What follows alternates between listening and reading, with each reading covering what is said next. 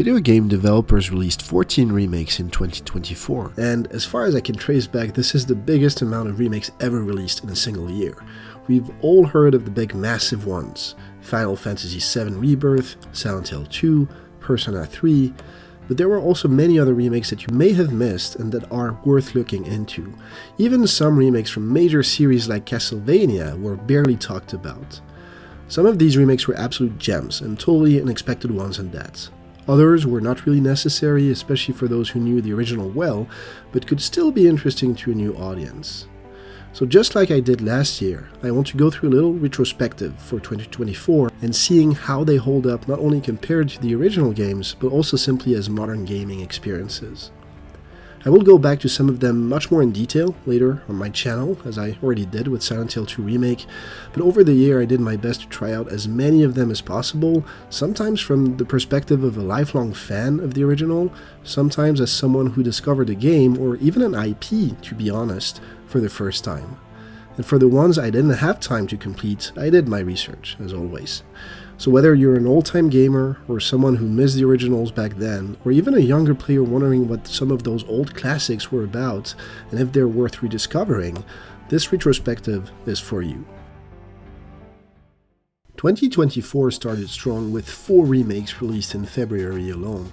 The first was Persona 3 Reload, a remake of the classic PS2 Japanese RPG from 2006, which itself was remade for PSP a decade later.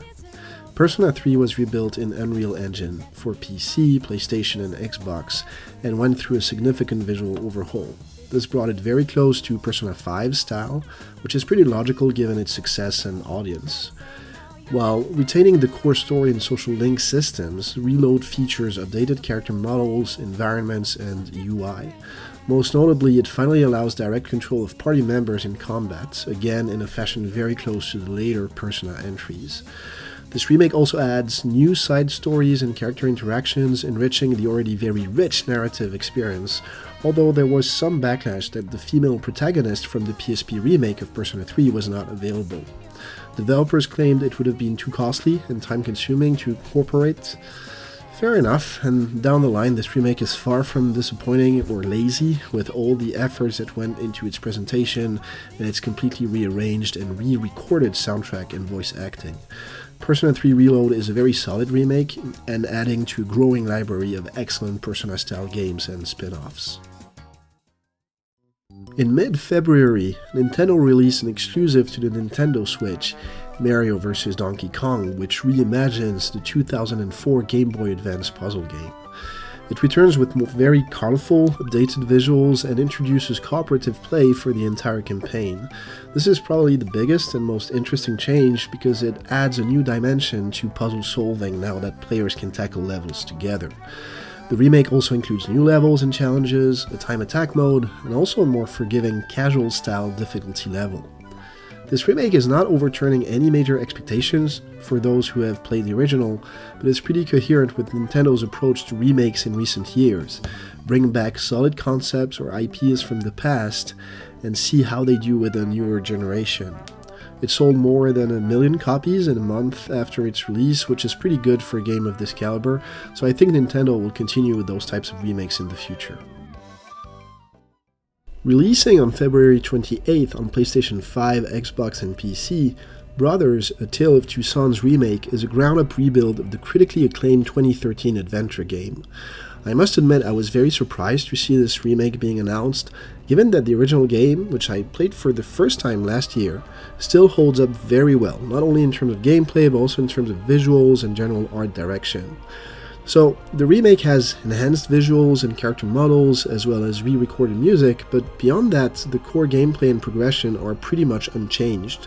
You still control the two brothers simultaneously with each analog stick, and while there are improved animations and a few enhanced environmental details, the experience remains very similar to the original game.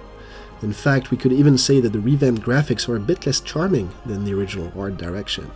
So, in my view, this is a good remake for newer players to discover this exceptional and very touching game, which is still more than 10 years old now. But fans of the original may still prefer to go back to the version that received so much praise back then for its innovative gameplay, interesting art direction, and beautiful storytelling. If 2024 will be remembered for one remake, it will be for Final Fantasy VII Rebirth.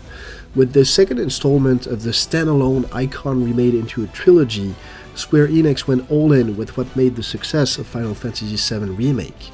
Expanding on the action-oriented combat, Rebirth takes our protagonist for the first time outside of Midgar in a beautiful open world, with many new locations, dialogues, mini-quests, and like its prequel, further diverging or at least introducing a new perspective from the original game's storyline. Playing Rebirth is really a new experience for old and younger players alike. Red 13, Yuffie, and Keith Smith are finally playable as part of our protagonist's theme, which is not the case with Vincent and Sid, who we still manage to interact with and are introduced in a pretty classy way. Combats are more intense than ever, with new synergy, attacks, and the open world exploration is extremely engaging and full of Easter eggs for fans of the original. The new writing choices are, in my opinion, very smart, the dialogues and cutscenes are all beautifully directed, and I cannot wait to see the last part of the trilogy. My only grievance is an overabundance of side quests and fan service content that drowned a little, at least for me, what should have been the core experience of the game, and I hope its sequel will be a bit more focused in terms of progression and storytelling. But again, just like Remake, Rebirth is a blast, whether you played the original or not, and I strongly encourage you to play both at least once in your lifetime. I hesitated including Alone in the Dark in this retrospective because it is more of a reimagining than a remake. But given the standalone title, the basic premises and characters of the story being similar to the original game, and also due to the sad but interesting development history around it, I wanted to include this game in this video.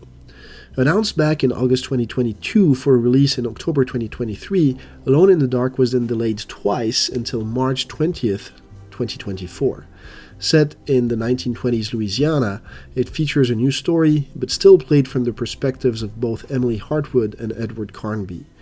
While retaining the series' survival horror roots, the game features modern gameplay mechanics, a psychological horror focus, interactive dialogue choices, and dual protagonists with separate storylines. This remake has generated mixed to positive reviews, with some praising its atmosphere and story, while others have criticized its combat and pacing. Sales did not meet expectations either, leading publisher Embracer to simply announce the closure of its developer, Pieces Interactive.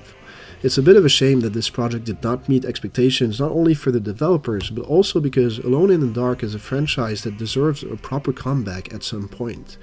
Looking at the success of other survival horror remakes like Dead Space or most Resident Evil remakes, which I discuss at length in another video, maybe a more faithful retelling of the original Alone in the Dark could lead to a better commercial success. At least, I hope so. After the success of Super Mario RPG Remake last year, it was not surprising to see the enthusiasm around Nintendo's next project of the kind when it was announced, Paper Mario: The Thousand-Year Door. Released on May 23rd, this remake of the GameCube favorite is of course a Nintendo Switch exclusive, and took a similar direction than the other Mario RPG remake I just mentioned.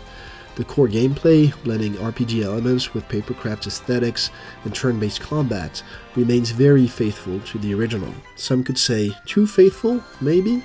Graphics are updated but not much more than the remaster would have been, so changes are mostly minor ones. Animations are refined, there are quite a few quality of life improvements, a completely reorchestrated soundtrack, and tweaked gameplay elements. Given the legacy of the original and how faithful this remake is, it's not surprising that it has been met with extremely positive reviews. So yes, I see it really like Super Mario RPG Remake. It is once again an excellent opportunity for older players to dive back in faithful, lighthearted nostalgia, while allowing younger generations to potentially discover this unique spin-off to Mario and his companions. The next remake is one I did not see coming at all. Releasing June 25th on PC and VR platforms, Riven, the sequel to classic PC puzzle adventure game Myst, returned in a fully realized 3D remake. Riven is rebuilt in Unreal Engine and therefore provides a completely new way to experience the challenging puzzles, environmental storytelling, and beautiful landscapes of a series that has marked entire generations of players. The gameplay obviously evolved from point-and-click in pre-rendered backgrounds to much more flexible first-person exploration in full 3D environments. This remake focused on keeping the core puzzle design of the original game intact, yet fresh enough, while also offering a modern and immersive presentation with updated sound design and effects. There's also a new hint system, so this remake is arguably a bit more accessible than the original, which I think is not a problem given the inherent difficulty of those games and puzzles to begin with. Because of this, Riven has generally been well received, especially thanks to its immersive environments and faithful adaptation of the original complex puzzles, although the VR implementation has not always been felt as smooth, to say the least. Okay, so this is probably the remake many of you did not hear about to begin with, and yet it's a Castlevania game. Yep, we got a Castlevania remake and no one talked about it. To be fair, Haunted Castle Revisited is a special case. It was released on August 27th as part of Castlevania Dominus Collection, which mostly featured 3 remasters of Nintendo DS Castlevania games. But technically speaking, Haunted Castle Revisited is a proper remake of the 1988 arcade game, with everything rebuilt from the grounds up.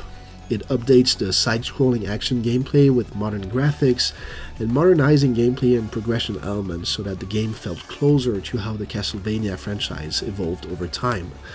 The original game was notoriously difficult, and the collection's quality of life improvements like quick saves make things much more adequate to a modern audience. The remake also implemented other changes, such as breaking down levels into smaller segments, new and more efficient weapon upgrades, and in general a more forgiving approach to life reserves. So, if you're a fan of the series, or remotely interested in the history of this iconic franchise, this remake and collection as a whole are definitely worth checking out. Released on August 27, 2024 for PlayStation 5, Xbox Series XS, Nintendo Switch and PC, Epic Mickey Rebrushed is a remake of the iconic and extremely original 2010 Wii title, Epic Mickey. The core unique gameplay of this original game, featuring Mickey Mouse using paint and thinner to interact with the world, remains intact but has been polished for a smoother experience. New movements abilities like a dash, reworked level design with new possible routes, and a few adjustments to user interface and progression all managed to make the experience as engaging as possible to players while keeping the original game's creative spirit. Visually speaking, this action platformer also returns with enhanced graphics and improved camera controls. It is overall a very good modernization of a classic game and is definitely worth spending 10 hours into it to complete it, whether you played the original or not back then. Until Dawn Remake is probably among the most controversial remake released in 2024. Released on October 4th at the beginning of the Halloween season for PlayStation 5 and PC, the Until Dawn remake has from the beginning sparked mixed reactions, many questioning the necessity of remaking a title that's quite recent, less than 10 years old, and still holding up very well to this day. It reminded me a lot of what I felt with The Last of Us Part 1. But I do understand why developers Supermassive Games wanted to capitalize on the success of its more recent narratively driven horror experiences. And if you just discovered their games like The Quarry or the Dark Pictures series and want to go back to their roots, Until Dawn Remake is still an amazing experience. Keeping most of the progression and butterfly effect mechanisms intact, the remake's changes include enhanced visuals and cameras using Unreal Engine 5, improved character animations, and slightly expanded story elements such as a prologue expanding on some of our main characters, new collectibles, and even a new ending. Even if this remake was arguably not super necessary and some of the narrative additions it implemented did not please all the fans, it's still a very effective horror gaming experience if you never got a chance to play the original. The original Silent Hill 2 was one of the most impactful games I had ever played, and the remake is now one of my favorite remakes ever created. I discussed this at length in another video, so don't hesitate to check out my complete analysis on my channel, but let's try to cover the basics here. Released on October 8th for PlayStation 5 and PC, Silent Hill 2 Remake has defied expectations and received universal acclaim despite quite a lot of backlash towards developer Bloober Team throughout the development of the game. Based on early trailers, fans feared the remake would be too action-oriented, would lose sense of what psychological horror truly was about, and make iconic characters like James, Maria, or Angela feel completely off. The exact opposite happened. Bloober took into account fan feedback, showed genuine respect for the original material, and delivered a beautiful modernization of one of the most impactful video game experiences ever created. Environments completely rebuilt in Unreal Engine 5 render perfectly the atmosphere of Silent Hill. The over-the-shoulder camera perspective makes exploration much more immersive and in line with modern standards. To this you add amazing motion capture and voice acting, an art design sublimed by the contribution of Silent Hill legends Akira Yamaoka and Masahiro Ito. There's really not much to criticize in this remake. Silent Hill 2 is a love letter, not only to all the fans of the original game, but to the Silent Hill franchise as a whole, which, after decades, finally seems to be making a good comeback. Again, feel free to check out my full analysis, and you can already see how passionate I am about this game, but I hope I already managed to convince you to play this remake if you haven't yet. Released on October 24th, Romance of the Three Kingdoms 8 Remake brings back a pretty niche yet very interesting series to the spotlight. The classic strategy game set in the world of Chinese historical epic folklore has been revamped with updated graphics, new art and animations, and refined mechanics to what was probably the most successful game of the series in the West. On top of some changes to the relationship and battle systems, new features such as new tactical options, enhanced character customization, and an improved tutorial system were introduced. However, some players have found the changes to be underwhelming, particularly in comparison to the original game's possibilities. Some of the more frustrating points for veterans seems also to be the absence of multiplayer possibilities, hot seat or otherwise, or the pretty weak AI. This remake is, however, a good first attempt by Koei to remake one installment of the franchise in order to bring back a generation who fell in love with strategy games back in the early 2000s, but may have never gotten into or moved away from the series since.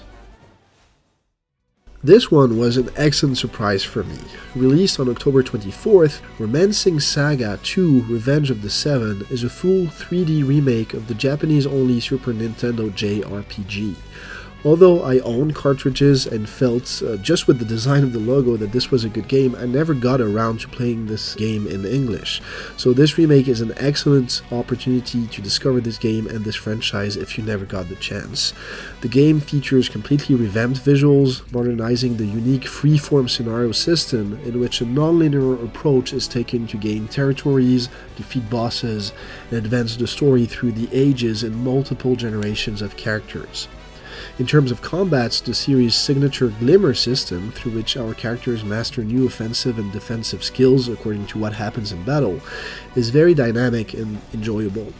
The remake includes a re-recorded orchestral soundtrack and quite a few interface improvements. Players can now choose the game's difficulty, allowing for a more customized experience, because some combats, and especially the last boss, can be extremely challenging.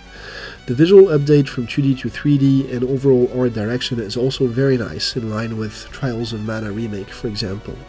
This is definitely one of the games I'll talk more about on this channel because it allowed me to discover a franchise I had completely missed back then. The last remake of 2024 was probably one of the most anticipated. Although a remake of Dragon Quest III in HD 2D had been announced back in 2021, Square Enix was extremely discreet about this project until the release date was announced during the summer of 2024. It was released just a few months later, on November 14th, and this remake did not disappoint. The game maintains the classic turn-based combat and world exploration of the original, while presenting it with stunning HD 2D visuals, blending pixel art backgrounds with 3D character models, like previous Square Enix remakes such as Live Alive or Star Ocean 2. Dragon Quest III features a newly orchestrated soundtrack, some voice acting in cutscenes and combats, improvements to the menu and inventory systems, and even a few scenario and character changes. It has been very well received, especially thanks to its beautiful visuals and faithful adaptation of the original gameplay. This is why some elements might seem a bit dated or archaic to younger players, but on the other side, some artistic choices and modernizations pertaining to character design in particular were also criticized as pure censorship by fans of the original. Now, those types of reactions are to be expected when the original game has such a legacy, but I think it is overall an amazing opportunity for everyone to dive back into what is one of the most influential JRPGs ever created. Especially knowing that it is just the first episode of a trilogy of HD 2D remakes of Dragon Quest I and II set to release sometimes this year already in 2025. And just based on the Dragon Quest saga, I know we can expect many more remakes to come in 2025. Release dates are still due, but I'm confident we will see at least Metal Gear Solid Delta and Gothic Remake, both projects that look very promising. And I'll definitely cover them when the time comes. For now, if you enjoyed this video, don't hesitate to like and subscribe, and check out my previous retrospective for 2023, or a more in-depth analysis of my favorite remake of the year, Silent Hill 2.